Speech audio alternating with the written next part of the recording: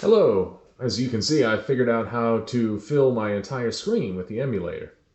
So it's now 1985, and I have upgraded my emulated Mac with a new system version, 2.0.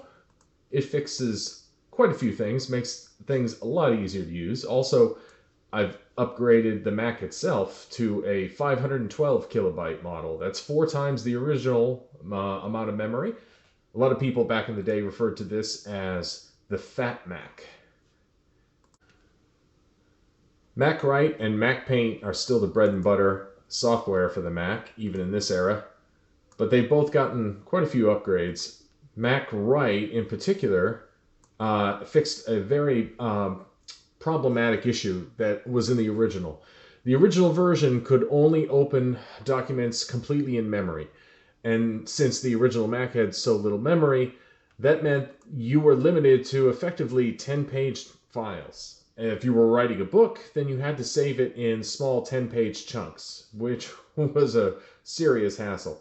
This new version of MacWrite is disk-based, which means that it keeps the file on the disk and it only loads the portion you're editing at the time. So your file can be as large as your disk can accommodate. Usually that means a couple of 100 pages.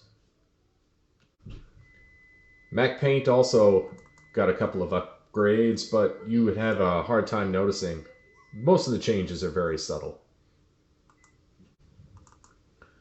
One new application that we can use now is MacDraw, which came out late in 1984. MacDraw is an object-oriented drawing program, which means that once you draw an object, it is retained in memory, and that means you can reposition it or resize it.